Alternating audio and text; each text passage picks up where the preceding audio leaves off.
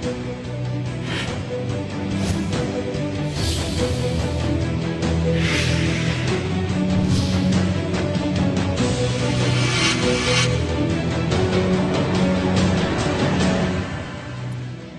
இது புதிய தலைமுறையின் உங்கள் ஊர் உங்கள் குரல். முதலில் தலைப்புச் செய்திகளை பார்க்கலாம். அத்திக்கடவு அவிநாசி நிலத்தடி நீர் மேம்பாட்டு திட்டத்தை நிறைவேற்ற வலியுறுத்தல். பவானி ஆற்றில் இருந்து தீர்த்த யாத்திரை புறப்பட்ட பொதுமக்கள்.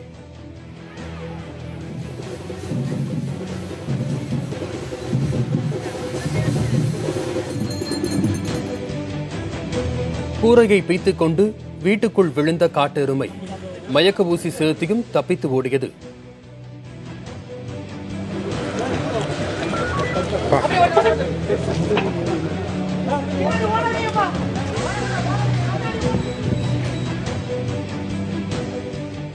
திருப்பூரில் காவல் வாகனங்கள் தாக்கப்பட்டது தொடர்பான வீடியோவால் சர்ச்சை. தடியடி நடந்த இடத்தில் காவல் கண்காணிப்பாளர் நேரில் ஆய்வு.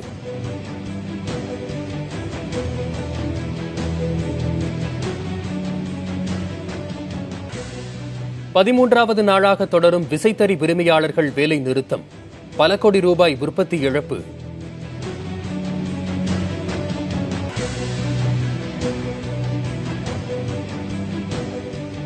புதுக்கோட்டையில் கோலாகலமாக நடந்த ஜல்லிக்கட்டு, மஞ்சு விரட்டு போட்டிகள். மாடுகள் முட்டியதில் வீரர்கள் பலர் காயம்.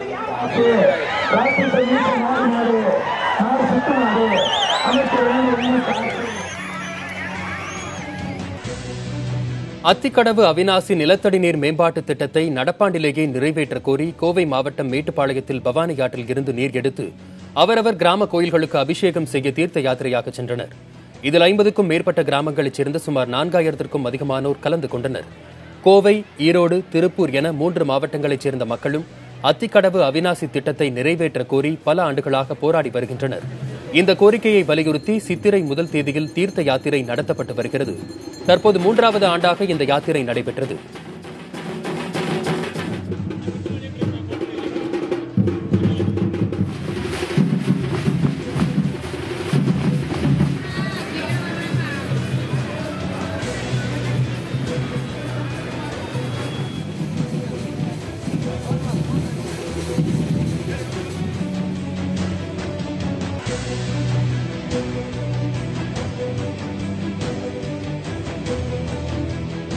நீலகிரி மாவட்டம் குன்னூர் சிம்ஸ் பார்க் அருகே வீட்டின் கூரையை பீத்துக் கொண்டு உள்ளே விழுந்த காட்டெருமை மயக்க ஊசி செலுத்திய பின்னும் ஆக்ரோஷத்துடன் எகிரி குதித்து வனத்துக்குள் புகுந்தது.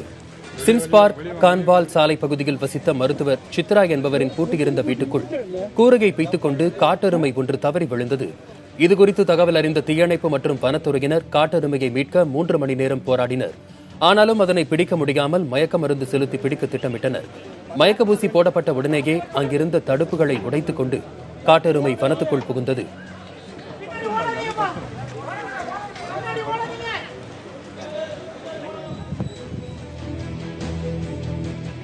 டெல்லியில் போராட்டம் நடத்தி வரும் தமிழக விவசாயிகளுக்கு ஆதரவாக அரியலூர் மாவட்ட ஆட்சியர் அலுவலகம் முன்பு விவசாயிகள் 5 பேர் மொட்டையடித்து கரும்புள்ளி செம்புள்ளி குத்தியும் நூதன ஆர்ப்பாட்டத்தில் ஈடுபட்டனர்.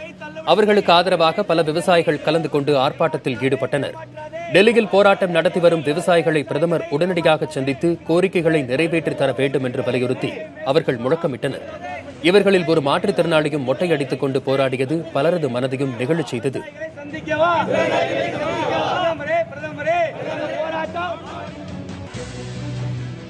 திருப்பூர் சாமலாபுரத்தில் மதுக்கடைக்கு எதிரான போராட்டத்தின் போது காவல்துறை வாகனத்தின் கண்ணாடி உடைபட்ட நிலையில் கண்ணாடியை உடைத்ததாக காவலர் ஒருவரை பேசுவது போன்ற காட்சி சமூக வலைதளங்களில் வேகமாக பரவி வருகிறது.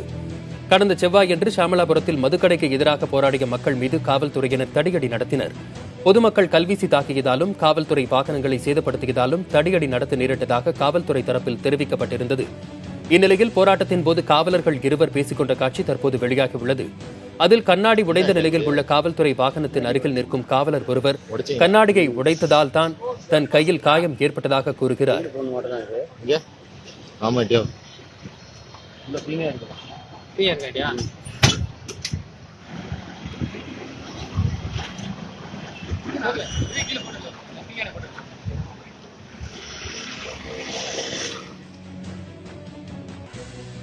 திருப்பூர் மாவட்டம் ஷாமலாபுரம் பகுதியில் மதுக்கடைக்கு எதிராக போராட்டம் நடத்திய மக்கள் மீது தடியடி நடத்தப்பட்ட இடத்தில் மாவட்ட காவல் கண்காணிப்பாளர் ரம்யா பாரதி ஆய்வு மேற்கொண்டார்.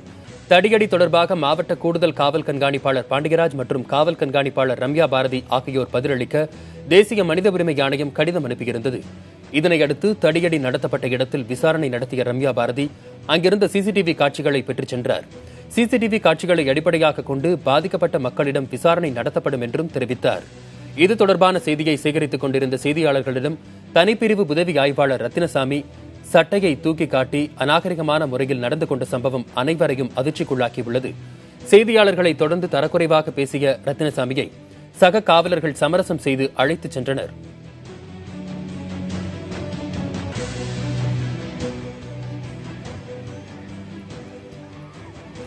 புதுக்கோட்டை மாவட்டம் பொன்னமராவதி அருகே உள்ள ஆலவயலில் மஞ்சுவிரட்டு நடைபெற்றது. இதில் புதுக்கோட்டை, திருச்சி, மதுரை, சிவகங்கை மாவட்டங்களைச் சேர்ந்த 300 காளைகள் பங்கேற்றன. காளைகளை அடக்குவதற்காக 500க்கும் மேற்பட்ட மாடுபிடி வீரர்கள் கலந்து கொண்டனர். மஞ்சுவிரட்டு போட்டியை காண பொன்னமராவதி மற்றும் அதன் சுற்றுவட்டார பகுதிகளைச் சேர்ந்த பொதுமக்கள் வந்திருந்தனர்.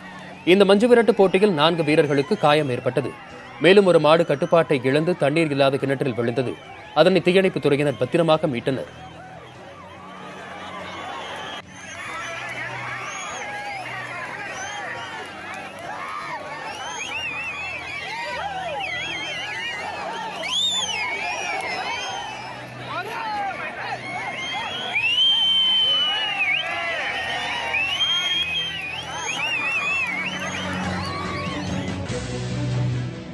கோவையில் தனியார் விவசாய நிலத்தில் புதிய டாஸ்மாக் கடை அமைப்பதற்கு எதிர்ப்பு தெரிவித்து வீடுகள், கடைகளில் கருப்பு கொடி கட்டி பொதுமக்கள் எதிர்ப்பு தெரிவித்தனர். கோவை தேசிய நெடுஞ்சாலையான அவினாசி சாலையில் இருந்த டாஸ்மாக் கடையை அகற்றி சின்னியம்பாளையத்தில் இருந்து இருகூர் செல்லும் சாலையில் புதிதாக அமைப்பதற்கு எதிர்ப்பு தெரிவித்து அப்பகுதி மக்கள், விவசாயிகள் தோட்டத்தில் அமர்ந்து ஆர்ப்பாட்டத்தில் ஈடுபட்டனர். மேலும் விவசாய நிலத்தில் டாஸ்மாக் கடை வந்தால் அப்பகுதியில் சாகுபடி செய்யப்படும் வாழை, சோளம் உள்ளிட்ட விவசாயம் பாதிக்கப்படும் என அவர்கள் தெரிவிக்கின்றனர். அனுமதி பெற்று போராட்டம் நடத்த காவல்துறையினர் அறிவுறுத்தியதை அடுத்து போராட்டத்தை கைவிட்டனர். விழுப்புரம் தென்பெண்ணை ஆற்றில் மணல் கடத்தலை தடுக்க முயன்ற கனிம வளத்துறை அதிகாரி மீது தாக்குதல் நடத்திய குற்றச்சாட்டில் 2 பேர் கைது செய்யப்பட்டுள்ளனர். தென்பெண்ணை ஆற்றில் மணல் கடத்தப்படுவதாக கிடைத்த தகவலை அடுத்து கனிம வளத்துறை உதவி இயக்குநர் சீனிவாசராவ் தலைமையில் 3 பேர் சோதனை மேற்கொண்டனர். அப்போது அங்கிருந்த மணல் கடத்தல் கும்பல் அவர்களை தாக்கியது. இதுகுறித்து சீனிவாசராவ் அளித்த புகாரின் பேரில் பிடாகம் கிராமத்தைச் சேர்ந்த லாரி ஓட்டுநர்கள் ஹரிகிருஷ்ணன், கார்த்திகேயன் மற்றும் அதிமுக அம்மா அணி பிரமுகர் ஜெய்கணேஷன் சகோதரர் ஜெயபிரகாஷ் ஆகிய 3 பேர் மீதும் வழக்கு பதிவு செய்யப்பட்டுள்ளது. அதில் ஹரிகிருஷ்ணன், கார்த்திகேயன் இருவரையும் போலீசார் கைது செய்து 2 லாரிகளையும் பறிமுதல் செய்தனர். ஆனால் ஆளுங்கட்சியினரின் தலையீட்டால் அதிமுக அம்மா அணி பிரமுகரை காவல்துறையினர் வழக்கில் சேர்க்கவில்லை என குற்றம் சாட்டப்படுகிறது. ஒப்பந்தப்படி ஜவுளி உற்பத்தியாளர்கள் கூலி வழங்க வலியுறுத்தி கோவை மற்றும் திருப்பூர் மாவட்டங்களில் கூலிக்கு நெசவு செய்யும் விசைத்தறி உரிமையாளர்கள் நடத்தி வரும் வேலை நிறுத்தம் 13வது நாளாக தொடர்கிறது. கடந்த 2014ஆம் ஆண்டு செய்து கொள்ளப்பட்ட ஒப்பந்தத்தின்படி ஜவுளி உற்பத்தியாளர்கள் கூலி வழங்குவதில்லை என புகார் கூறி கூலிக்கு நெசவு செய்யும் விசைத்தறி உரிமையாளர்கள் இந்த போராட்டத்தில் ஈடுபட்டனர். இதனால் 3 லட்சம் தொழிலாளர்கள் பாதிக்கப்பட்டுள்ளதாகவும் தினமும் 22 கோடி ரூபாய் உற்பத்தி இழப்பு ஏற்படுவதாகவும் அவர்கள் கூறியுள்ளனர். ஜவுளி உற்பத்தியாளர்களோடு நடந்த பேச்சுவார்த்தை தோல்வியடைந்த நிலையில் இதில் மாவட்ட நிர்வாகமும் தொழிலாளர் நல ஆணையரும் தலையிட வேண்டும் எனவும் வலியுறுத்தியுள்ளனர். சேலத்தில் நகைக்கடை திறப்பு விழாவுக்கு வந்த நடிகை கீர்த்தி சுரேஷை காண ரசிகர்கள் அதிக அளவில் திரண்டதால் போலீசாருக்கும் ரசிகர்களுக்கும் இடையே தள்ளுமுள்ளு ஏற்பட்டது. நகைக்கடை திறப்பு விழாவுக்கு வந்திருந்த கீர்த்தி சுரேஷுக்கான ரசிகர்கள் ஏராளமானோர் நகைக்கடை முன்பு திரண்டனர். அப்போது பலர் சாலையின் நடுவில் உள்ள தடுப்புகளை தாண்டியும் ஒருவரை ஒருவர் தள்ளியபடியும் சென்றதால் பரபரப்பு ஏற்பட்டது.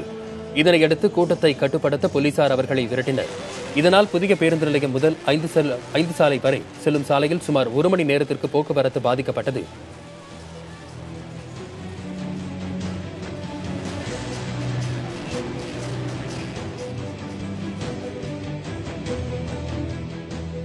கொடைக்கானல் அருகே 5 வீடு தோட்ட பகுதியில் யானை தாக்கி உயிரிழந்த தொழிலாளி உடல் அவர்களது உறவினர்களிடம் ஒப்படைக்கப்பட்டது.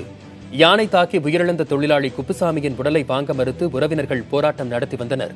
அவரது குடும்பத்துக்கு உரிய இழப்பீடு வழங்கவும் 5 வீடு பகுதியில் வேலி அமைத்து விரைவில் கண்காணிப்பு கோபுரம் அமைக்கவும் நடவடிக்கை எடுக்கப்படும் என அரசு துறையினர் உறுதியளித்ததையொட்டி போராட்டத்தை அவர்கள் கைவிட்டனர். குப்புசாமியின் உடல் பிரேத பரிசோதனைக்கு பின்னர் உறவினர்களிடம் ஒப்படைக்கப்பட்டது.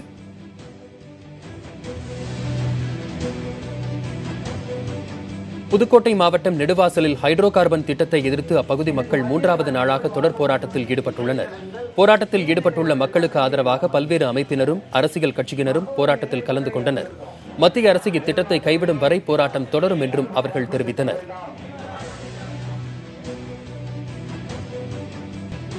கோவை மலுமிச்சம்பட்டி பகுதியில் டாஸ்மாக் கடை திறப்பதற்கு எதிர்ப்பு தெரிவித்து அப்பகுதி மக்கள் பாதையில் பள்ளம் தோண்டும் போராட்டத்தில் ஈடுபட்டனர். மலுமிச்சம்பட்டியில் மூடப்பட்ட மதுபான கடை ஒன்றை மீண்டும் திறப்பதற்கு நடவடிக்கை எடுக்கப்பட்டதால் அப்பகுதி மக்கள் ஆவேசமடைந்தனர்.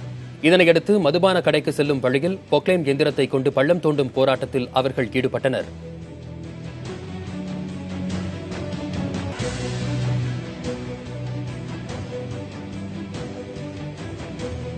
சேலம் மாவட்டம் ஓமலூர் அருகே திருமணமான 8 மாதத்தில் இளம்பெண் உயிரிழந்தார். அவரது மரணம் தொடர்பாக சார் ஆட்சியர் விசாரணை நடத்தி வருகிறார். ஓமலூர் அடுத்த சிக்கம்பட்டி பகுதியைச் சேர்ந்த சீனிவாசனின் 18 வயது மகள் சந்தியாவுக்கும் ஓமலூர் அருகே உள்ள புதூர்காடம்பட்டியைச் சேர்ந்த ஜெயக்குமாருக்கும் திருமணம் நடந்தது. தம்பதியிடையே அடிக்கடி தகராறு ஏற்படும் என கூறப்படுகிறது. இந்நிலையில் வீட்டின் அருகேயுள்ள கிணற்றில் சந்தியா இறந்து கிடப்பதாக போலீசாருக்கு தகவல் கிடைத்தது. அங்கு விரைந்த போலீசார் தீயணைப்பு வீரர்கள் உதவியோடு சடலத்தை மீட்டனர். திருமணமாகி 8 மாதத்தில் இறந்ததால் இது தொடர்பாக சார் ஆட்சியர் மேகநாத ரெட்டி விசாரணை நடத்தி வருகிறார். தாமிரபரணி நதியை பாதுகாக்க வலியுறுத்தி நெல்லையில் தமிழர் விடுதலைக் கழகம் சார்பில் கண்டன ஆர்ப்பாட்டம் நடைபெற்றது. நெல்லை சந்திப்பு ரயில் நிலையம் முன்பு நடைபெற்ற ஆர்ப்பாட்டத்தில் தாமிரபரணி ஆற்றில் இருந்து கோக், பெப்சி போன்ற பன்னாட்டு குளிர்பான ஆலைகளுக்கு நீர் எடுக்க வழங்கப்பட்ட அனுமதியை நிரந்தரமாக ரத்து செய்ய வேண்டும் என்றும் டெல்லியில் போராடும் விவசாயிகளின் கோரிக்கைகளை உடனடியாக நிறைவேற்ற வேண்டும் என்றும் வலியுறுத்தி முழக்கமிட்டனர்.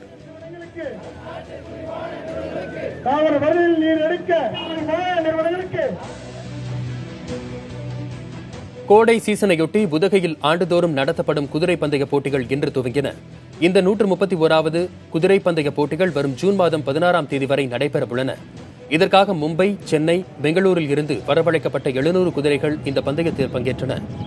சர்வதேச தரத்தில் நடத்தப்படும் இப்போட்டியை காண வரும் சுற்றுலா பயணிகள் வசதிக்காக பல்வேறு சிறப்பு ஏற்பாடுகள் செய்யப்பட்டிருப்பதாக மெட்ராஸ் குதிரை பந்தய சங்க தலைவர் ரமேஷ் ரங்கராஜன் தெரிவித்தார்.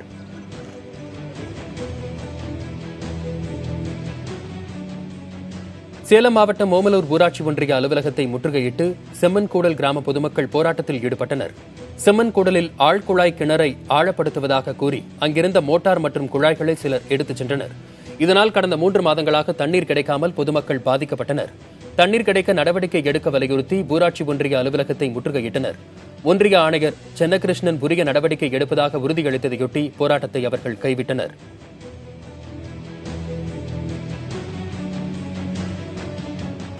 கோவை மாவட்டம் வால்பாறை அருகே சிறுத்தை தாக்கியதில் தோட்ட தொழிலாளி ஒருவர் காயமடைந்தார். வால்பாறை அடுத்த புரளிகள் எஸ்டேட் பகுதியில் 60 வயது தேயிலை தொழிலாளி மருதையா வழக்கம் போல் தேயிலை தோட்டத்துக்கு சென்று கொண்டிருந்தார். அப்போது அங்கு மறைந்திருந்த சிறுத்தை திடீரென மருதையாவை தாக்கியது. அவரது அலறல் கேட்டு அருகே இருப்பவர்கள் ஓடி வருவதற்குள் சிறுத்தை அங்கிருந்து தப்பியது. காயமடைந்த மருதையா அருகே உள்ள எஸ்டேட் மருத்துவமனையில் சிகிச்சை பெற்றார். சிறுத்தை தாக்குதலால் அங்கு வேலை செய்ய தொழிலாளர்கள் அச்சப்படும் நிலை உருவாகியுள்ளது. திருச்சி மாவட்டம் துறையூர் அருகே வெடிவிபத்து ஏற்பட்ட ஆலையை நிரந்தரமாக மூடக்கோரி தென்னிந்திய நதிகள் இணைப்பு விவசாயிகள் சங்கத்தினர் ஆர்ப்பாட்டத்தில் ஈடுபட்டனர். தழுகை ஊராட்சி மன்ற அலுவலகம் முன்பு நடைபெற்ற ஆர்ப்பாட்டத்தில் கடந்த ஆண்டு டிசம்பர் 1ஆம் தேதி ஏற்பட்ட வெடிவிபத்தில் 19 பேர் உயிரிழக்க காரணமான ஆலையை நிரந்தரமாக மூட வேண்டும் என்றும் ஆலை நிர்வாகத்தால் ஆக்கிரமிப்பு செய்யப்பட்ட வரதராஜ பெருமாள் கோயிலுக்கு செல்லும் பாதையை மீட்க வலியுறுத்தியும் முழக்கமிட்டனர். உரிய நடவடிக்கை எடுக்காவிட்டால் போராட்டம் தொடரும் என்றும் அவர்கள் எச்சரித்துள்ளனர்.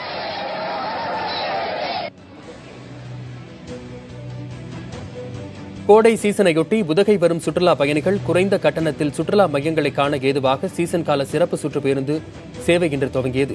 உதகை மத்திய பேருந்து நிலையத்தில் இருந்து இயக்கப்படும் இந்த சிறப்பு சுற்று பேருந்து மூலம் தாவரவியல் பூங்கா, ரோஜா பூங்கா, தொட்டபெட்டா, தேயிலை பூங்கா, தேயிலை அருங்காட்சியகம், படகு இல்லம் ஆகிய சுற்றுலா மையங்களை பார்வையிட முடியும்.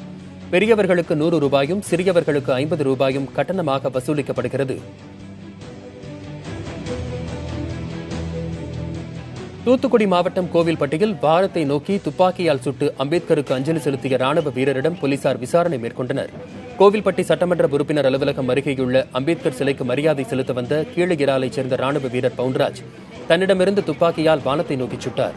அவரை பிடித்து போலீசார் விசாரணை நடத்தினர். அவரிடம் இருந்த துப்பாக்கி உரிமம் பெற்ற இரட்டை குழல் துப்பாக்கி என்பதும் அவர் காஷ்மீரில் மத்திய தொழிலக பாதுகாப்பு படையில் பணியாற்றி வந்ததும் தெரியவந்தது. உணர்ச்சி வசப்பட்டு வானத்தை நோக்கி சுட்டதாக அவர் தெரிவித்தார். பவுன்ராஜிடம் போலீசார் தொடர்ந்து விசாரணை மேற்கொண்டு வருகின்றனர்.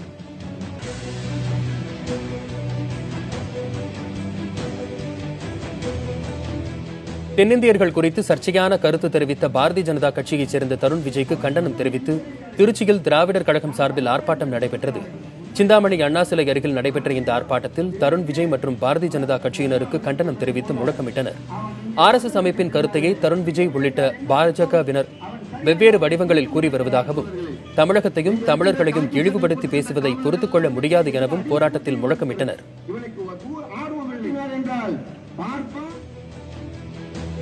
தேனி மாவட்டம் ஆண்டிப்பட்டி அருகே அனுமதியின்றி வைக்கப்பட்ட அம்பேத்கர் சிலையை போலீசார் அகற்றினர். ஆண்டிப்பட்டி பேரூராட்சிக்கு உட்பட்ட 13வது வார்டு ஜக்கம்பட்டி காளியம்மன் கோவில் தெருவில் ஒரு தரப்பினர் அம்பேத்கருக்கு மார்பளவு சிலை வைத்து பிறந்தநாள் கொண்டாடினர். அங்கு வந்த வருவாய்த்துறையினர் சிலையை அகற்ற வலியுறுத்தினர்.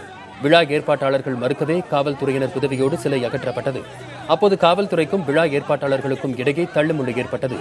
இதனையடுத்து 10 பேரை போலீசார் கைது செய்தனர். அசம்பாவிதங்கள் நேராமல் தடுக்க அங்கு போலீசார் பாதுகாப்பு பணியில் ஈடுபட்டுள்ளனர்.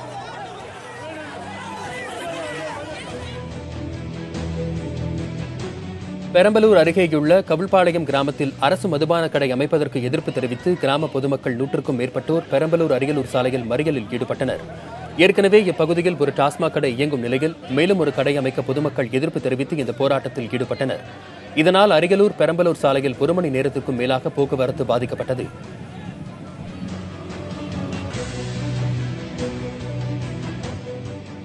மீன்களின் இனப்பெருக்க காலத்தையொட்டி மீன்பிடி தடைக்காலம் இன்று நள்ளிரவு முதல் அமலுக்கு வருகிறது. தமிழக கடற்பகுதிகளில் மீன் இனப்பெருக்க காலத்தை கருத்தில் கொண்டு திருவள்ளூர் மாவட்டம் தொடங்கி கன்னியாகுமரி வரையுள்ள கடற்பகுதிகளில் ஏப்ரல் 14ஆம் தேதி நள்ளிரவு முதல் மே 29ஆம் தேதி நள்ளிரவு வரை 45 நாட்களுக்கு இந்த மீன்பிடி தடைக்காலம் அமலில் இருக்கும். இதன் மூலம் 8000க்கும் அதிகமான விசைப்படகுகள் ஆழ்கடலுக்கு சென்று மீன்பிடிக்க தடை விதிக்கப்படுகிறது.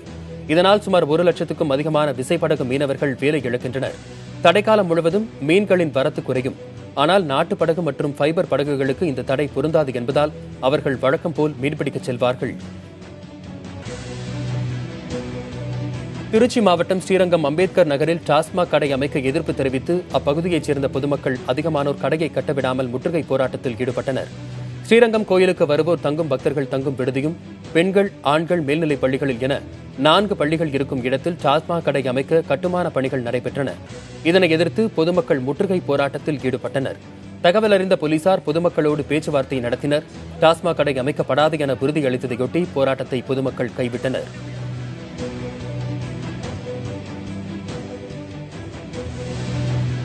அண்மைச் செய்திகளுக்கு தொடர்ந்து இணைந்திருங்கள் புதிய தலைமுறையோடு.